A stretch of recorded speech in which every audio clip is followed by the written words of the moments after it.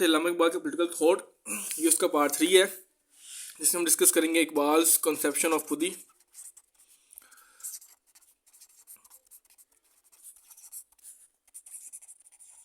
ठीक है, क्या खुदी का कॉन्सेप्ट देते हैं उसके बारे में हम देखेंगे। So let's start. जो खुदी का कॉन्सेप्ट है, जिसको आप ईगो भी कह सकते हो, ईगो नेगेटिव वाली नहीं, पॉजिटिव वाली। एक होती है आपकी ईगो अना, एक होती है पॉजिटिव, लाइक आप अपने आप की बात कर रहे होते हो। ईगो या सेल्फ एक्चुअलाइजेशन, सेल्फ एक्चुअलाइजेशन जिसको आप आई एमनेस भी कहते हैं, आई एमनेस, अपने आप को पहचानना। तो जो खुदी का कॉन्सेप्ट है ये बहुत ही इंपॉर्टेंट कंट्रीब्यूशन है अल्लामा इकबाल के पॉलिटिकल थॉट के अंदर। ठीक है, कि आप खुद ही को पहचाने, खुद को पहचाने। इससे पहले भी खुदी के ऊपर बात हो चुकी है। फ्रेडरिक नीट्शे जो है, ठीक है, उन्होंने इसके ऊपर बात की है। ZSCHE नीट्शे हैं, उसके अलावा फिश्ते हैं, ठीक है, बर्ग्सो है, बर्ग्सो, और इसके अलावा विलियम जेम्स हैं। इन्होंने भी इसके ऊपर बात की है, लेकिन जिस एंगल से अल्लामा इकबाल ने बात की है उस एंगल से खुदी के ऊपर उन्होंने बात नहीं की। ठीक है, हर इन जो है थिंकर्स जो हैं, इन्होंने डिफरेंट और वेरियस एंगल से जो है खुदी को देखा है। अल्लामा इकबाल ने खुदी पर जो है वो कॉन्सेप्ट दी है। उनका कॉन्सेप्ट रेडिकल है, ठीक है, मतलब डिफरेंट है उनसे, और वो उसकी इंटरप्रिटेशन करते हैं कि किस तरह करके इंसान जो है खुदी को हासिल करता है। खुदी में कोई एरोगेंस नहीं आएगी, आपका कोई तकब्बुर नहीं आएगा, प्राइड नहीं आएगा, बट आप अपने आप को अफर्म करोगे। खुदी में क्या है, आपकी सेल्फ अफर्मेशन है, सेल्फ अफर्मेशन, मतलब आप अपने आप को पहचानते, अफर्म करते हैं अपने आप को, ना कि इसमें कोई और चीज़ आती है। ठीक है, जो स्पिरिट ऑफ सेल्फ अफर्मेशन है कि इंसान अपनी पोटेंशियलिटीज़ को देखता है कि उसकी कौन कौन सी पोटेंशियलिटीज़ हैं, कौन कौन सी उसकी खासियतें हैं, कौन कौन सी ऐसी चीज़ें हैं जो सिर्फ उसी के अंदर है। तो वो उन पोटेंशियलिटीज़ को एनालाइज करता है और उसको फिर प्रॉपर यूटिलाइज भी करता है। एनालाइज करने के बाद आपको पता है कि आपके अंदर ये खासियत है, तो आप उसको यूटिलाइज करेंगे, तो तब आप फिर क्या बन जाएंगे, खुद मर्द मोमिन बन जाएंगे। तो ये खुद ही कॉन्सेप्ट है कि आप अपनी पोटेंशियलिटीज़ को अंडरस्टैंड कर रहे हो और उनको आप जो है प्रॉपर वे में यूटिलाइजेशन कर रहे हो। ठीक है, और वो फिर बताते हैं कि जो आपके पास यूनिवर्स है, ये पूरा जो आपके पास कायनात है, इसकी हर एक चीज़ आपको किसी न किसी तरह से खुदी के बारे में बताएगी। ठीक है, हर पूरी कायनात के अंदर कह रहा है कि वो जो पूरा यूनिवर्स है उसका हर एक ऑब्जेक्ट जो है वो इसको एग्जिबिट कर रहा है, इसको बता रहा है खुदी के बारे में ना। अगर आपने पहचानना अपने आप को तो यूनिवर्स में इसको ढूंढ सकते हैं।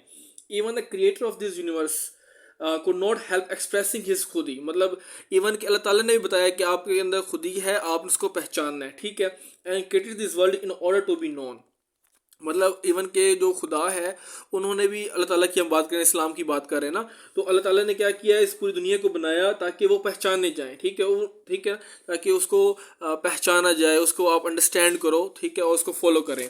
तो वो बता रहे हैं किस तरह आप खुदी को पहचान सकते हैं। अल्लाह ताला ने भी अपनी जो है वो खुद ही बताई। उन्होंने एक आयत है, ठीक है, बल्कि हदीस है, उसमें लिखा हुआ है कि I was a hidden treasure, I was a hidden treasure, मैं एक मख्फी ख़जाना था। ठीक है, I wish that I may be recognized, I wish that I may be recognize, मैंने कहा कि मुझे पहचाना जाए, मैंने मतलब चाहा। सो आई क्रिएटेड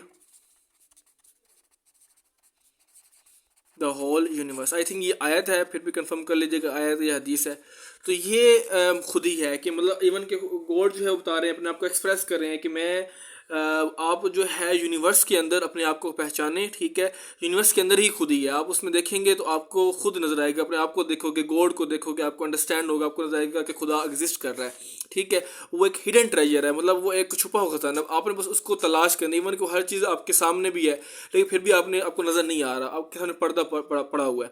तो आपने उस पर्दे को ख़त्म करना है, अपने आप को अंडरस्टैंड करना है, गॉड को देखना है, उसको पहचानना है, और उसको जो है वो ढूंढना है, रिकॉग्नाइज करना है इस पूरी कायनात के अंदर। इंसान के अंदर आईएमनेस की स्पिरिट होनी चाहिए। ठीक है, वो अपने आप को पहचाने ताकि वो परफेक्शन मिले उसको, और अपने आप को जो है अब्जॉर्ब करे, मतलब जो एट्रीब्यूट्स जो खुदा ने जो दिए हैं उसको, उन एट्रीब्यूट्स को अब्जॉर्ब करे, एसिमिलेट करे, और उसका जो वेसिजेंट है, नायब जिसे हम कहते हैं, वो बन जाए। ठीक है, नायब, वेसिजेंट, मतलब खलीफा जिसको हम कहते हैं। तो अपने वो अल्लाह ताला ने बताया कि मैं इसको मैंने खलीफा बनाया ताकि ये मुझे रिप्रेजेंट करे ना। तो यही चीज़ है कि जो इंसान है वो अल्लाह ताला की जो खूबी हैं, जो सिफ़ात हैं, जो क्वालिटीज़ हैं, उनको अंडरस्टैंड करे, अपने आप अंदर अब्जॉर्ब करे और उसका नायब बन जाए, उसका खलीफा बन जाए। तो अल्लाह ताला ने इंसान को लिमिटेड अथॉरिटी दी है, कंप्लीट अथॉरिटी तो अल्लाह ताला के पास है। तो अल्लाह ताला ने इस नायब को, इंसान को क्या दिया है, लिमिटेड जो है वो अथॉरिटी दी है, ठीक है, लिमिटेड पावर दी है, ठीक है, हर इंसान को, ताकि वो उस अथॉरिटी के अकॉर्डिंग अपनी लाइफ को इंजॉय करे या अपनी लाइफ को जो है वो गुजारे, स्पेंड करे।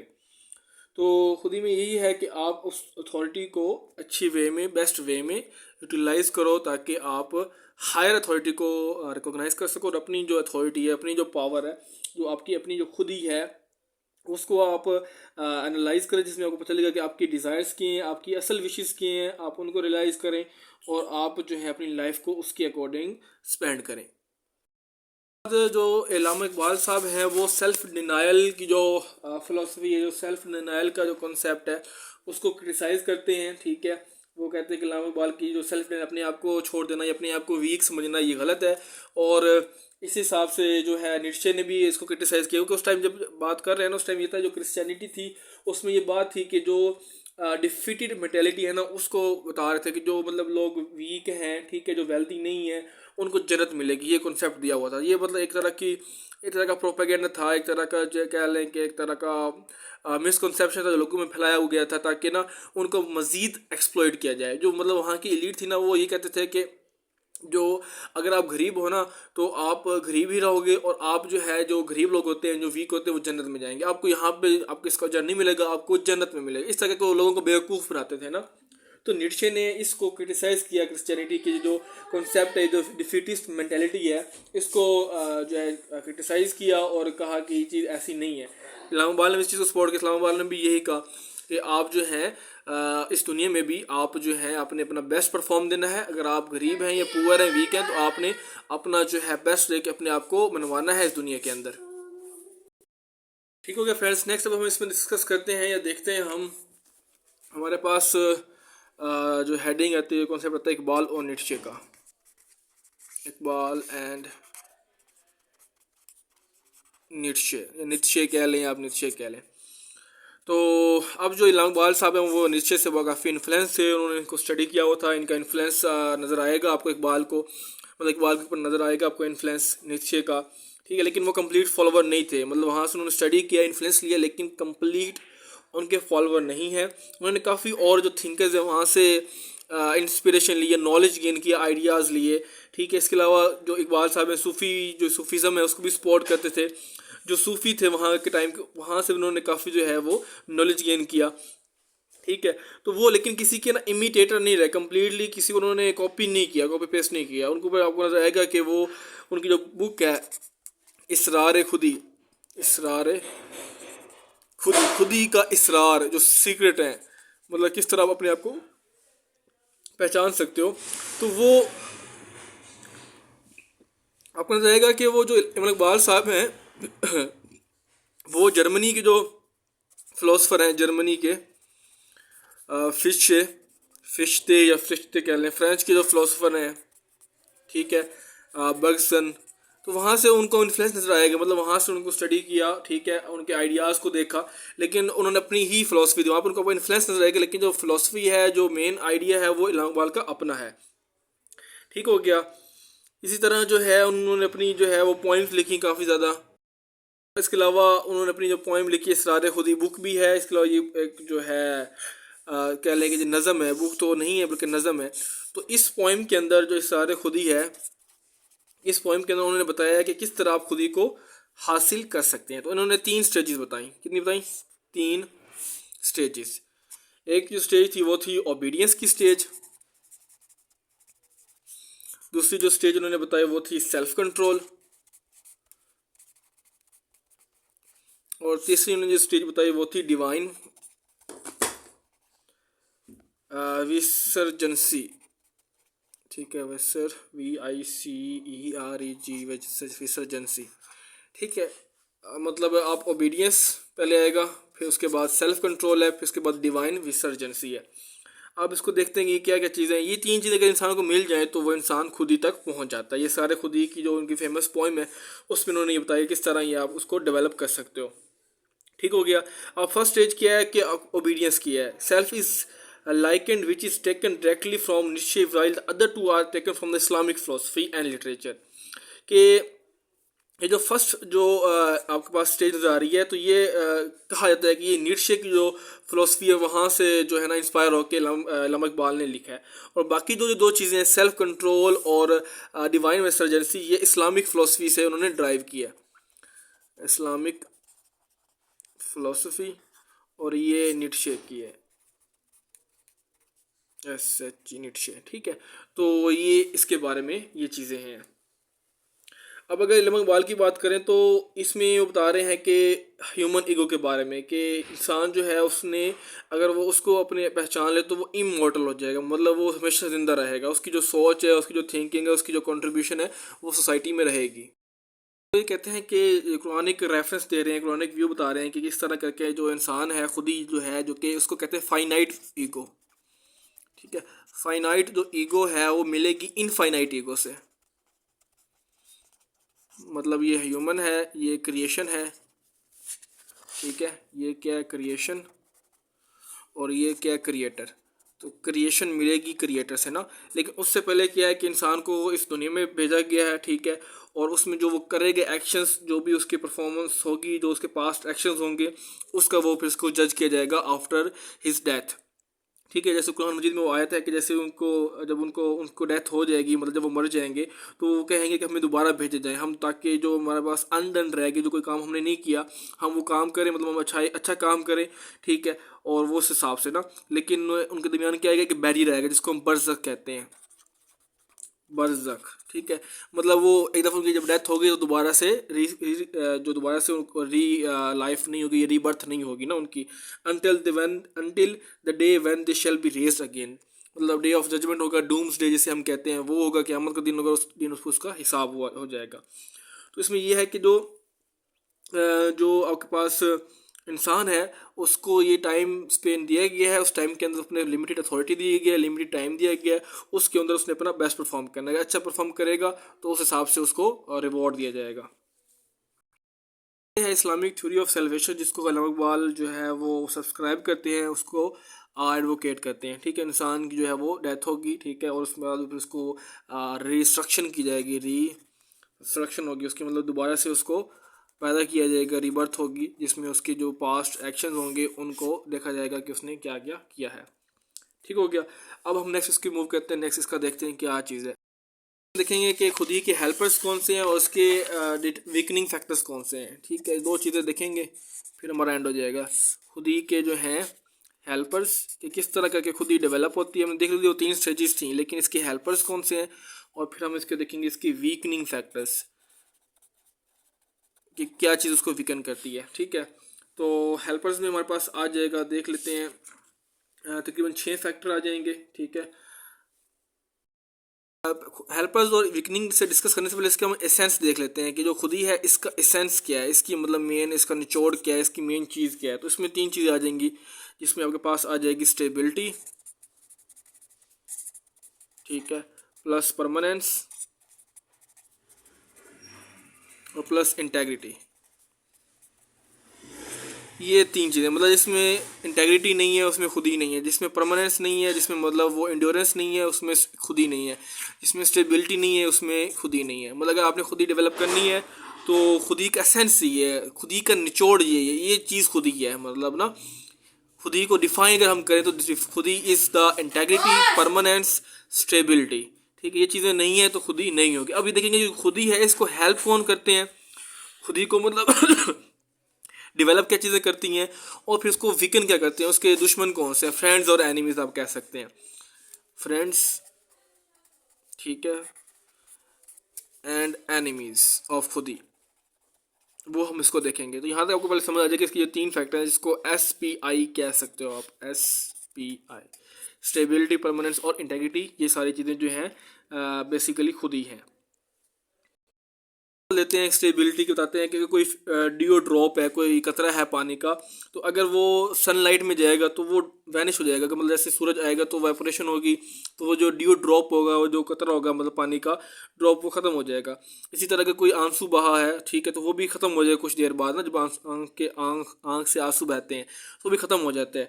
तो इसी तरह उसके अलावा बोलते हैं कि अगर कोई ड्रॉप जो है वो सी के अंदर रहता है, शेल के अंदर रहता है, जो सी शेल होता है, जो एक समुद्र के अंदर शेल पाए जाते हैं, अगर उसमें वो कतरा रहता है तो वो फिर पर्ल बन जाता है। क्या बनता है? पर्ल। तो अब ये क्या, ये स्टेबिलिटी है, ये स्टेबिलिटी उसको मिल गई है। पहले वो स्टेबिलिटी नहीं थी। वो एग्जांपल दे रहे हैं कि अगर कोई डिओ ड्रॉप है, अगर सनलाइट में जाएगा तो वो ख़त्म हो जाएगा। इसी तरह अगर आँख से निकलेगा, जो कतरा निकलेगा वो भी काफ़ी टाइम, कुछ देर बाद ख़त्म हो जाएगा, उसका कोई पता नहीं होगा। लेकिन अगर वो समुद्र में रहेगा, अगर कोई कतरा समुद्र के शेल में रहेगा तो वो क्या बन जाएगा? एक मोती बन जाएगा, पर्ल बन जाएगा। तो ये क्या है? ये स्टेबिलिटी है। यही कहते हैं कि इंसान को ये चीज़ें डेवलप करनी चाहिए, स्टेबिलिटी, परमानेंस और इंटेग्रिटी को। वो कहते हैं कि इंसान जो है खुदा के सामने तो होपलेस है, ठीक है, हेल्पलेस है। खुदा मतलब होपलेस नहीं कहेंगे, हेल्पलेस कहेंगे। लेकिन खुदा के अलावा सब के सामने वो जो है ना, वो हेल्पलेस नहीं है। अल्लाह ताला के अलावा, खुदा के अलावा जो है इंसान बाकी सब के ऊपर वो रूल कर सकता है, ठीक है। क्रिएचर्स हो जाएं, नेचुरल ऑब्जेक्ट्स हो जाएं, सबसे ऊपर वो है इंसान, मतलब वो सबसे पावरफुल है। तो इंसान को चाहिए कि वो जो है अपने आप की जो पोटेंशियल्स हैं या जो उसकी चीज़ें हैं, इंडिविजुअल जो है उसको अपना बेनिफिट करना चाहिए, मतलब उसको यूज़ करना चाहिए, अपनी पोटेंशियल्स को, स्किल्स को, नॉलेज को, फैकल्टीज़ को, कैपेबिलिटीज़ को, ठीक है, उसको हार्नेस करना चाहिए, उसको यूज़ करके रूल करना चाहिए, ताकि जो उसको जो चीज़ दी गई है उसको बेस्ट वे में उसको यूटिलाइज़ किया जाए। चीज़ें हैं खुदी, ठीक है, ये है आपकी जो कह सकते हैं खुदी की जो सेल्फ है, एक्चुअलाइजेशन है, ये ईगो है, ठीक है। उसमें कहता है कि इंसान को पहले अपने आप के इन्वायरमेंट को कंकर करना चाहिए, ठीक है, उसकी जो सराउंडिंग में चीज़ें हो रही है, इन्वायरमेंट, उसको कंकर करे, स्ट्रगल करके। जब वो उसको कंकर कर लेगा तो उसके बाद वो उसको फ्रीडम मिल जाएगी, फिर वो खुदा तक पहुंचेगा, और वो फिर क्या करेगा, फिर वो सारी जो कायनात है उसको कंकर करेगा, और वो इमॉर्टल हो जाएगा, मतलब वो हमेशा अमर हो जाएगा, और वो मतलब हाईएस्ट लेवल तक पहुंच जाएगा, ह्यूमैनिटी को सर्व करेगा, और हायर टाइप ऑफ मैन बन जाएगा, जो कि सब लोग चाहते हैं कि वो बन जाए। अब इसमें हम देख रहे थे हेल्पर्स और वीकनिंग फैक्टर्स को। हेल्पर्स कौन से हैं? पहले आपके पास आएगा लव, यहाँ से लव है, उसके बाद फ़क्र है, ठीक है। खुद ही मोमिन का तरीक अमीरी नहीं फ़कीरी है, खुद ही ना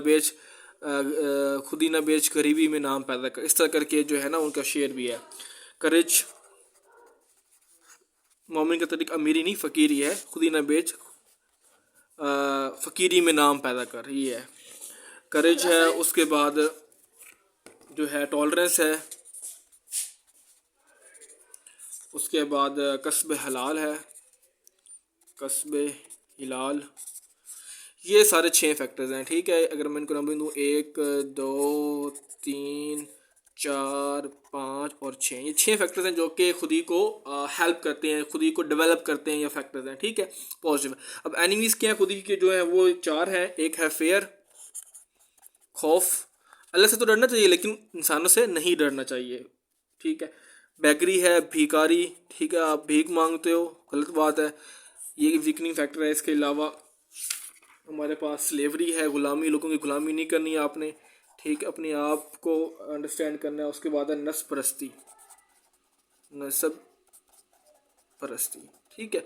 ये जो है खुदी को डेवलप कर रहे हैं, ये खुदी के दुश्मन है। अब हम इनको देखते हैं, थोड़ा बहुत बाय बाय डिस्कस कर लेते हैं, उसके बाद ये खुदी का कॉन्सेप्ट ख़त्म हो जाएगा।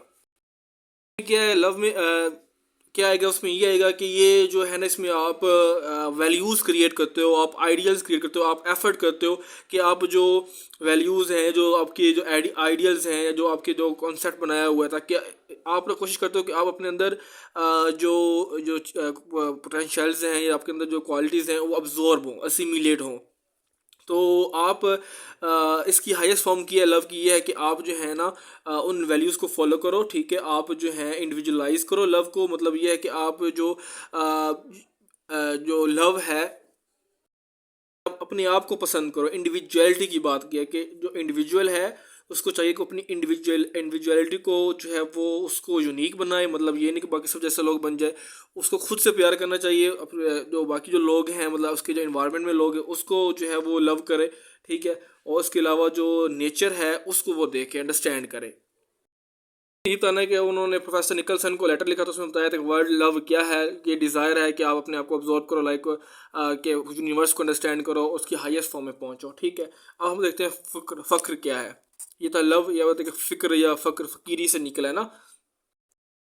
में क्या है कि फ़िक्र में ये है कि आप ऐसा एटीट्यूड डेवलप कर लेते हो माइंड का, जिसमें आप जो हो क्या कहते हैं, आप सेल्फलेसनेस है आपके पास, मतलब आप खुद जो है ना वो क्या कहते हैं, सेल्फिश नहीं हो, आप खुद कर्ज नहीं है। ठीक है, आप अपने आप को जो दुनिया है उससे डिटैच कर रहे हैं, मतलब आप वर्ल्डली अफेयर से और रिवॉर्ड से, दौलत से, शोहरत से, पैसे से, इज्जत से अपने आप को एक दफ़ा बिल्कुल साइड पे कर रहे हैं। Complete a sense of complete detachment from worldly affairs. ठीक है, आप अपने इन्वायरमेंट से डिटैच हो, आप अपने आप की मतलब जो है ना, एक होती है आपकी नीड्स हैं वो अपने पूरी करनी, खाने पीने की, इसके अलावा जो बाकी लग्जरीज हैं उनसे आप अपने अवॉइड कर रहे हो, और आप अपने आप को, अपनी जो पर्सनैलिटी है उसको डेवलप कर रहे हो, अपनी स्पिरिचुअल स्ट्रेंथ की बात कर रहे हो, स्पिरिचुअल जो है स्ट्रेंथ उसको आप डेवलप कर रहे हो, तो ये सारी आपको फिजिकली और मॉरली स्ट्रांग बनाएंगे। तो फ़क्र यही है, एक एटीट्यूड है माइंड का, जिसमें आप स्ट्राइव करते हो एंड लेस, मतलब बिल्कुल हाईएस्ट स्टेट के ऊपर जाते हो, कि मतलब आप कोई ये नहीं है कौन आपको रिस्पेक्ट कर रहा है कौन नहीं कर रहा है, या आपको कितने पैसे मिल रहे हैं। आप सारी ये जो मटेरियलिस्टिक दुनिया है इससे एक दफ़ा अवॉइड होकर सेल्फलेसनेस में जाकर जो है ना उस चीज़ को आप अचीव कर रहे होते हैं। स्टेज मिल जाती है तो उसके बाद आप बहुत कुछ अचीव कर सकते हो, फिर क्योंकि आपने अपने आप को कंट्रोल पा लिया ना, आपको पता है कि आप जो वर्ल्डली डिज़ायर्स हैं उसको आप कंट्रोल में ले लिए, अब आप जो चाहोगे आप वो कर सकते हो। ठीक है, आपकी जो पर्सनैलिटी डेवलपमेंट हो जाएगी, आपकी स्पिरिचुअल स्ट्रेंथ हो जाएगी, तो उसके बाद आप बहुत कुछ कर सकते हैं। नेक्स्ट है करेज। अब करेज क्या है? फिजिकल भी है और मॉरल भी है। फिजिकल प्लस मॉरल, मतलब आप बहादुर हो, आपके पास बहादुरी होनी चाहिए, आपके जो है मॉरल वैल्यूज़ वो स्ट्रांग होनी चाहिए। यही है कि आप जो हैं तमाम जो ऑब्स्टेकल्स हैं, जो हर्डल्स हैं, जो भी मुश्किलात आ रही हैं, तो आप उनसे लड़ाई करें। ठीक है, उनसे कम्बैट करें, फाइट करें। ठीक है, आप गिव अप ना करें, आप फेलियर से ना डरें, आप जो ईवल है उसके सामने संबिशन ना करें, सरेंडर ना करें, अपने आप को गिव अप ना करें, आप हार ना माने। ठीक है, आप जो है क्या कहते हैं, हार रुके नहीं, आपने मतलब अपनी जो हिम्मत है वो नहीं हारने। तो ये आपका करेज कि आप जो है फुल अपनी ब्रेवरी के साथ, फुल एफर्ट के साथ जो है हर्डल्स को, ऑब्स्टेकल्स को डिफीट कर रहे हैं, टैकल कर रहे हैं, कोई फेलियर का नर्व नहीं, कोई टेंशन नहीं है, आप इवल फोर्सेस को सबमिट नहीं कर रहे। ठीक है, और आप अपना बेस्ट दे रहे हो। इस तरह जो इकबाल है वो यंगर जनरेशन को भी कहते हैं कि आप करेजसली जो है वो ज़िंदगी गुजारें, और आप जो है डेंजरसली जो है वो ज़िंदगी गुजारें। ठीक है, इसमें है कि आईने जवां मर्दा हक गोई व बेबाकी, अल्लाह के शेरों को आती नहीं रुबाई। उसमें ये कहते हैं the code of man of courage is spontaneous truth and fearlessness, brave people knew nothing about cunningness. कि जो बहादुर लोग होते हैं, जो करेज लोग होते हैं, ठीक है, वो सच्चाई के रास्ते पे होते हैं, ट्रूथ के रास्ते पे होते हैं। ठीक है, और वो फेयरलेसनेस होती है, मतलब वो किसी चीज़ का डर नहीं होता। आईने जवान मर्दा हक गोई व बेबाकी, कि जो जवान मर्दा है वो बेबाकी के साथ करता है, बेखौफी के साथ काम करता है, हक गोई हक के साथ काम करता है, अल्लाह के शरण को आती नहीं रुबाई, उनको कनिंगनेस नहीं आती, वो जो चलाकी होती है, जो लुमड़ी की जो चलाकी होती है, कनिंगनेस। ठीक है, उसकी बात करें, उनको उन चीज़ का पता नहीं होता, मतलब वो मकार नहीं होते, वो बहादुर होते हैं। तो ये उनकी बात कर रहे हैं। करेज होगा, उसके बाद टॉलरेंस। टॉलरेंस क्या है? वो दोबारी आप चीज़ों को इंड्योर करें, बेयर करें। ठीक है, टॉलरेंस यही है कि आपके पास जो है ना क्या कहते हैं, ह्यूमन सोसाइटी के लिए वर्क करें, आप अपनी ईगो को इससे स्ट्रेंथन करें। ठीक है, और हायर ऑर्डर और कल्टीवेशन उसकी कल्टीवेशन करें। मतलब टॉलरेंस का क्या है कि ये कि आप टॉलरेट करें, आप कोई मुश्किलात आ जाएं, कोई भी आपकी डिफ़िकल्टीज आती हैं, तो आपने घबराना नहीं है, आपने कंटिन्यू रखना है, परसिस्टेंस होकर काम करना है। कसब हलाल, लास्ट कसब हलाल क्या है कि मेहनत से चीज़ें कमाना, मतलब आप अपनी एफर्ट से कमाएं, मतलब आप सेल्फिशनेस जो है वो आपके अंदर नहीं होनी चाहिए। ठीक है, आप कसब हलाल मेहनत से जो है वो एफर्ट करें और अपनी चीज़ जो है वो उसको अक्वायर करें। ठीक है, इसके अंदर अलावा ये है कि इवन वो ये कहते हैं कसब हलाल के लिए आप दुनिया की जो आसाइशें हैं, जो लग्जरीज है, उसको आप अवॉइड करें।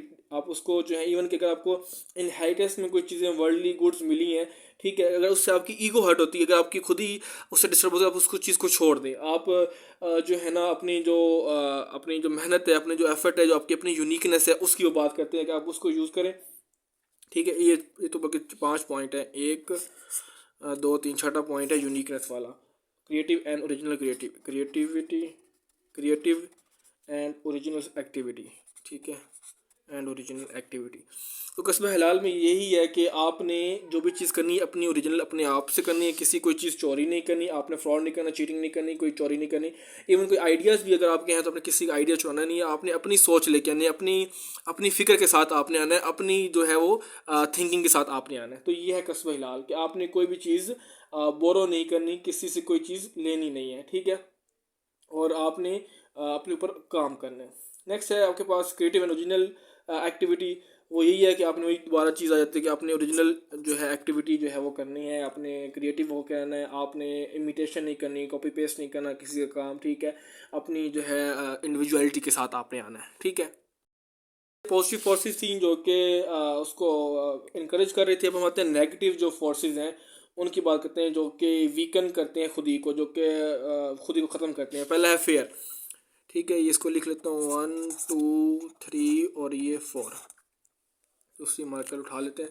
अब फेयर क्या, फेयर में ये है कि आपने जो है लोगों से नहीं डरना, ठीक है, सिवाय खुदा के। आप सिर्फ खुदा के आगे सबमिशन करनी है, सर तस्लीम खम करना है, सरेंडर करना है। खुदा के अलावा अपने किसी चीज़ से नहीं डरना, ठीक है, किसी चीज़ की एंजाइटी नहीं लेनी, ठीक है, ठीक है, और अपने तमाम फैसले से जो है वो गुजरना है। तो खुद ही में ये है कि आप जेलसी आपने नहीं होनी, ठीक है, लोगों से जेलस नहीं होना, ठीक है, एंगर एंजाइटी इस चीज़ को अपने कंट्रोल करना है, क्योंकि इससे इंसान की जो एफिशिएंसी है वो ख़त्म होती है और हैप्पीनेस जो है वो ख़त्म होती है। तो ये सारे डेंजर है। फेयर हो गया, किसी से डरना नहीं है, इंसान डरता है, जब इंसान चीज़ों से डरता है, एंजाइटी लेता है, जेलस होता है, तो वो उसकी खुद ही ख़त्म हो जाती है। नेक्स्ट है बेगरी। बेगरी है कि आपने भीख नहीं मांगनी, मतलब आपने बेगर नहीं बनना, आपने मांगना नहीं है, आपने जो है अपनी जो खुद ही है उसको ऊपर कॉम्प्रोमाइज़ नहीं करना, अपनी मॉरल वैल्यूज़ के ऊपर कॉम्प्रोमाइज़ नहीं करना। आपने टफ टाइम बर्दाश्त कर लेना, लेकिन अपनी जो डिग्निटी है, अपनी जो स्टेबिलिटी है उसको नहीं जान लूज़ होने देना, अपनी जो वैल्यू है, वर्थ है, उसको आपने स्टेक पे नहीं लाना। तो इसमें यही है कि आपने अपनी एफर्ट करनी है, ठीक है। इकोनॉमिक और जो सोशल आपके पास साइट्स हैं जो आपको इश्यूज दे रहे हैं, इकोनॉमिक चैलेंजेस हैं, सोशल चैलेंजेस हैं, उनको आपने टैकल करना है और आपने गिव अप नहीं करना। अगर आप कंप्रोमाइज़ कर रहे हैं तो आप अपनी खुदी को बेच रहे हैं, अपनी ज़मीर को बेच रहे हैं एक तरह से आप, ठीक है, अपने आप को बेच रहे हैं, आप अपनी जो है वैल्यू को खुद कम कर रहे हैं। नेक्स्ट है स्लेवरी। आपने गुलाम नहीं बनना, गुलाम आपने मतलब फिजिकली भी नहीं होना और मेंटली भी नहीं होना। मेंटली जो गुलाम, मतलब अभी तो लोग इंडिपेंडेंस ले लिए, लेकिन अभी जो लोग अभी भी मेंटली स्लेव हैं, इंस्लेवमेंट में ज़िंदगी गुजार रहे हैं, लोगों के गुलाम है, उनकी अपनी कोई विश नहीं है, उनकी अपनी कोई से नहीं है, अपनी कोई वैल्यू नहीं है। तो आपने जो है स्लेवरी से अवॉइड करना। स्लेवरी नेगेटिव फोर्स है, इसके अपोजिट क्या होगा कि आपने फ्रीडम लेनी है, ठीक, कंप्लीट फ्रीडम लेनी है। अगर आप फ्रीडम नहीं लेंगे तो आपकी जो खुद ही है उसकी डेवलपमेंट ख़त्म होगी। ये एक डेवलप खुद ही को रिटार्ड करेगा, खुद ही को ख़त्म करेगा ना, इंसान मेंटली टॉर्चर होगा और अपनी फ्रीडम को ख़त्म कर देगा। तो इसमें यही है कि आपने अपने कैरेक्टर को लोअर नहीं होने देना। अगर आप स्लेव बनेंगे तो आप जो हैं आप क्या कहते हैं, जानवर से भी जो है ना वो लो लेवल पे आ जाएंगे, क्योंकि आपने अपने आप को बेच दिया, आप अब इंसान ही नहीं हो। तो आप बिल्कुल ही अपने ईगो को ख़त्म कर दोगे और आपकी जो ग्रोथ है वो वहाँ पे रुक जाएगी। नेक्स्ट है नस्ब परस्ती। नस्ब परस्ती मतलब जो लोग होते हैं अपने आप को बड़ा कहते हैं कि हम ये हैं, वो हैं, हम सैयद हैं, हम ये, हमारी कास्ट है, हमारा ये रिलीजन है, हमारा ये सेक्ट है या हमारा ये है। आपने इस सुपीरियरिटी कम्प्लेक्स में नहीं आना। ये जो नस्ब परस्ती है, जो सुपीरियरिटी कम्प्लेक्स है, रेस का हो जाए, नेशन का हो जाए, ट्राइब का हो जाए, किसी कम्युनिटी का हो जाए, तो फैमिली का हो जाए, अगर आप उससे प्राइड लेते हो या अपने आप को सुपीरियर फील करते हो, तो ये आपकी खुद ही को ख़त्म कर देगा, ठीक है, ये आपके पीस को ख़त्म कर देगा और आप दुनिया में सक्सेसफुल नहीं हो पाएंगे। ये था हमारे पास खुद ही का कॉन्सेप्ट। वीडियो लंबी होगी है 30 मिनट तक। अगर आपको अच्छे लगे तो आप लाइक सब्सक्राइब करें, शेयर करें और मुझे फीडबैक देंगे किस तरह को लग रही है। ये हमने खुद ही का कॉन्सेप्ट यहाँ पे डिस्कस कर लिया, ओके हो गया। अब नेक्स्ट पार्ट जो हमारा आएगा, I think probably part number 4 आएगा। अभी हमने कितना पार्ट किया है, आई थिंक पार्ट नंबर 4 ही होगा, ठीक है, उसमें हम उसको नेक्स्ट कॉन्सेप्ट देखेंगे। Thank you.